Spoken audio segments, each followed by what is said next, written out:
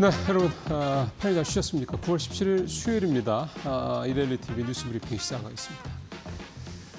3,000P 시대, 3,000P가 아니라 뭐 3,400이 넘은 상황이 됐죠. 뭐 이제 사실은 여기서 뭐 물론 뭐 20%라는 게 지수가 20% 오른다라는 게 뭐 쉬운 일은 아니긴 합니다만 올 들어 거의 지금 우리가 40% 넘게 올랐으니까요. 이제 4,000이라는 지수대가 뭐 그렇게 멀어 보이지 않습니다. JP모건 같은 데는 뭐 1년 안에 우리 시장이 그냥 뭐 기본적으로만 가도 4,000원 갈 것이다 이런 전망을 며칠 전에 내놓기도 했거든요. 그러니까 이제 3,000P 시대라는 이 단어도 뭐 어느 순간에는 이제 4,000P 시대 이렇게 바뀔 것 같긴 합니다. 어쨌든 장이 좋죠.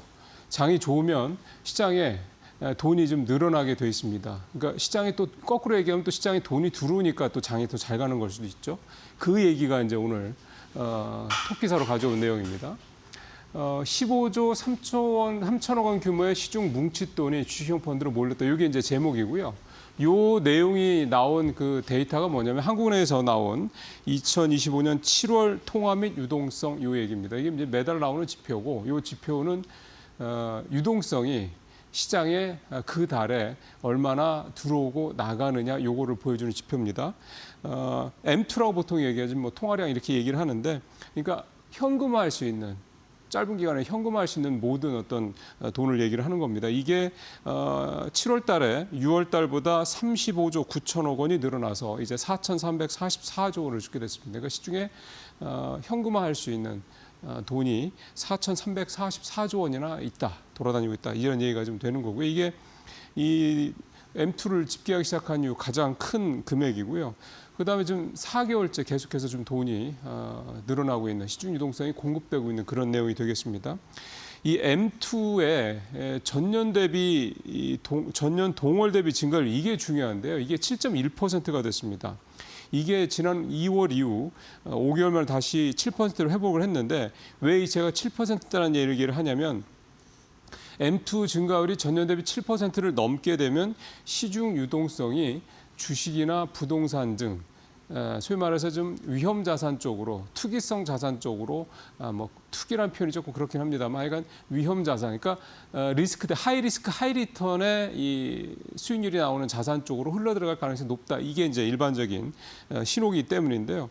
그래서 이제 이렇게 시장에 유동성이 계속해서 공급이 되면서 지난 7월 달에만 이 ETF 같은 이런 데로 들어간 돈이 15조 3천 원이 늘었다 이런 얘기가 좀 되겠습니다. 또 증시 대기성 자금이라고 할 수 있는 거죠. 그러니까 언제든 주식시장 쪽으로 들어올 수 있는 자금도 이런 게 수시 입출식 저축성 예금인데 이게 7조 1천억 원이 증가했고 또 요구불 예금도 역시 6조 9천억 원이 늘었습니다. 그러니까 대략 이 두 개를 합하면 한 14조 정도가 되는 거죠.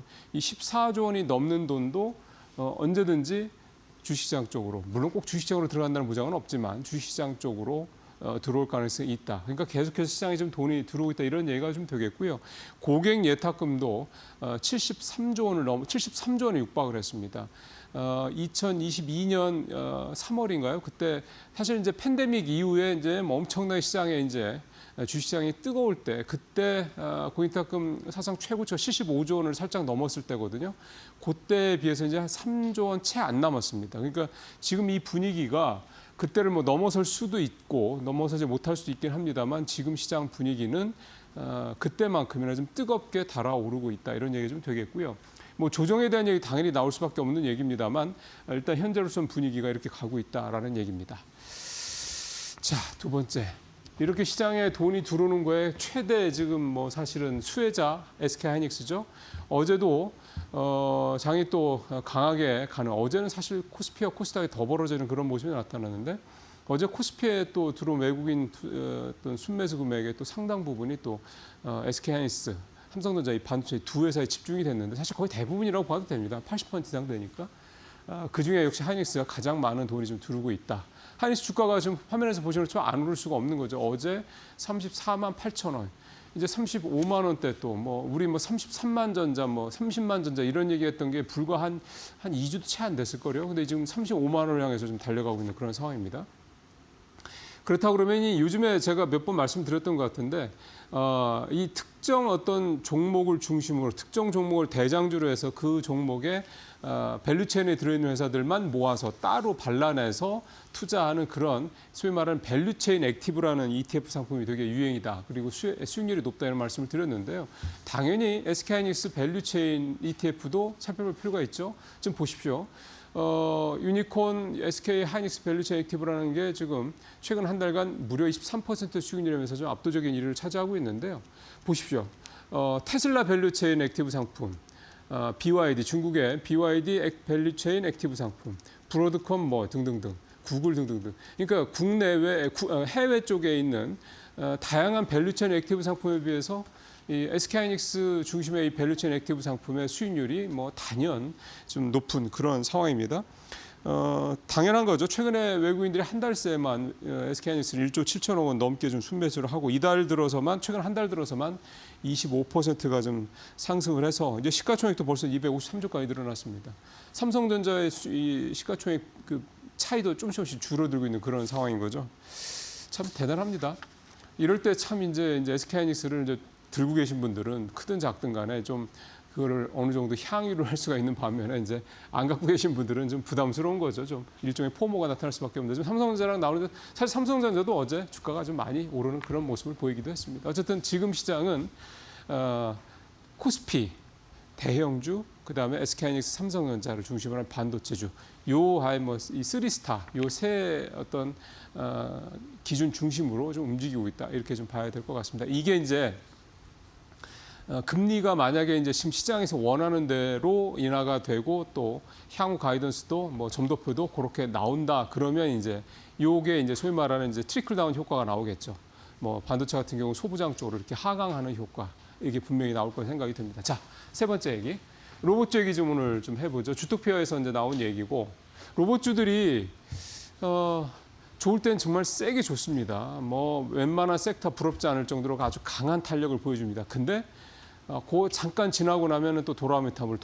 이게 사실 반복되고 있습니다. 물론 며칠 전에 나왔던 이 우리 이제 로봇 담당 애널리스트 말씀은 그래도 아주 조금씩 우상향은 하고 있다 추세가 뭐 그런 말씀을 하시긴 하셨는데, 그러니까 결국 지금 얘기는 뭐냐면 좋은데 기대감도 너무 좋고 좋은데 반짝이라 이거죠. 이제 그 얘기를 좀 다루고 있는 내용입니다. 먼저 이 로봇 기업 상반기 매출 증가율 표를 먼저 보시죠. 왜 이제 이 표를 먼저 보여드리냐면 이게 이제 실체가 되는 거지 않습니까? 보십시오. 주요 로봇 기업 상반기 매출 증가율입니다. 주요 주가의 수익률 증가율이 아니고요. 지금 보시면 시메스, 레인보우 로보틱스, 클로봇, 현대 무맥스 요 정도. 그다음에 로보티즈, SBB테크, 휴일 로보틱스. 요 사실은 7개, 6개 종목이죠. 이 6개 종목만 올 상반기에 매출이 전년 대비 증가했다 이런 얘기가 되는 거고, 밑에 보시면 사실 대부분의 여러분들 이제 눈에 좀 들어오시는 대부분의 종목들은 저렇습니다. 그러니까 매출이 저렇게 떨어졌습니다. 뭐 유진 로봇, 뭐 두산 로보틱스 저런 회사들 같은 경우는 무려 뭐 60% 저렇게 매출이 상반기 전년 대비 좀 매출이 좀 줄고 있는 그런 상황이고요. 그러니까 한마디로 얘기하면 로봇 기업들 중에서 매출이 성장을 하고 있는 회사는 정말 몇 개 안 된다 이런 얘기가 좀 되겠습니다. 이게 2분기만 놓고 또 압축을 해서 보면 상반기는 6개인데 2분기만 놓고 보면 그나마 또 줄더라고요. 5개로. 그러니까 좀 더 안 좋은 거죠. 그러니까 이런 상황에서 봤을 때 로봇주가 추세적으로 계속해서 오른다, 오를 것이다 이렇게 보기는 참 쉽지 않다 이런 얘기가 좀 되는 거고요. 결국 이제 로봇주에 대한 투자 전략 얘기를 안 할 수가 없는 건데, 뭐 앞서 이제 뭐 이 기사에도 나옵니다만 제가 뭐 따로 말씀 안 드렸습니다만 뭐 노란봉투법, 뭐 피지컬 AI 등등등 뭐 이런 식의 다 기대감이죠. 그러니까 이런 기대감만 가지고 가는 장은 어떤 주가는 한계가 있다라는 겁니다. 이제 그게 대표적으로 로봇주가 보여주는 거고, 다만 향후에 대한 기대감만큼 여전히 분명히 있다 이런 얘기가 좀 되는 거고요. 그래서 뭐 늘 하는 얘기입니다만 뭐 레인보우 로보틱스라든가 뭐 이런 회사들처럼 주요 주주들, 로보티즈 같은 데도 그렇고 주요 주주들, 루일 로보틱스도 좀 그렇죠. 보면 사실은 대기업들이 주요 주주나 또는 최대 주주가 있는 기업들은 그나마 매출이 조금 늘어나는 모습이 나타나고 있긴 합니다. 그러니까 결국 이런 회사들 중심으로 일단 투자를 조금 좁혀나가는 필요가 있다. 그래야지 지금 그나마 리스크를 좀 줄일 수 있는 부분이 있다. 또는 아직은 좀 보는 것도 좀 방법이다. 이렇게 좀 말씀을 드릴 수가 있겠습니다. 자, 오늘 마지막 기자는 오늘도 엔비디아가 좀 여전히 이 여파에서 벗어나지 못하고 있더라고요. 엔비디아의 중국용 새 AI 칩의 수요가 생각보다 저조하다 이 얘기가 좀 되고 있는 겁니다. 새로운 중국용 수출용 RTX 6000D 칩 이거에 대한 이제 중국 내 현지 수요가 좀 저조하다 이 얘기가 되는 건데 오늘도 1.6% 떨어졌나요? 이게 중국을 겨냥해서 만든 건데 그러니까 AI 추론용으로 좀 만들긴 했는데 중국 기업들의 입장은 이겁니다. 성능이 뭐 나쁘지는 않은데 성능에 비해서 너무 비싸 이제 이거죠. 그러니까 가성비가 떨어진다 이런 얘기가 좀 되는 겁니다. 샘플 테스트를 해보니까 좀 그렇다는 얘기가 되는 거고 엔비디아가 올해 출시했던 이 초고성능 GPU죠. RTX 5090에 비해서 뒤처져 있다 이런 얘기가 되는 겁니다. 근데 문제는 만약에 중국 기업들이 앞서 말씀드린 RTX 6000D 이거를 구입할 수가 있으면 이것밖에 대안이 없다 그러면 뭐 가성비가 떨어져도 살 수밖에 없는 거죠. 근데 앞서 말씀드린 RTX 5090이라고 하는 올해 초에 출시가 된 거 이거를 그러니까 이제 이게 좀 비전통적인 시장인 거죠. 그러니까 암 시장 이런 데서 쉽게 구할 수 있다고 합니다. 가격도 오히려 RTX 6000보다 싸고요. 그러면은 암 시장이긴 하더라도 좀 구할 수가 있는 거지 않습니까? 더 가격 싸다. 그럼 굳이 가성비 떨어진 RTX 6000을 살 필요가 없다. 이제 이런 얘기가 되는 거죠. 이제 그게 지금 중국에서 좀 나타나고 있는 상황인 거고 이게 이제 결국은 H20 이 부분 그다음에 그 이후에 좀 차세대 AI 칩인 B30A 여기까지 여파가 갈 수 있는 거 아니냐 이런 내용들이 좀 나오다 보니까 엔비디아 주가가 좀 요 며칠 새 좀 주춤하다고 볼 수가 있겠습니다. 결국은 이걸 거꾸로 얘기하면 중국의 이 AI 반도체 어떤 이런 굴기가 어쨌든 그렇게 미국이 견제하고 뭐 이것저것 못하게 금정 이렇게 해도 어쨌든 꾸물꾸물 계속해서 성장을 하고 있다 이런 얘기가 좀 될 수도 있겠습니다. 자, 오늘 여기서 마치겠습니다.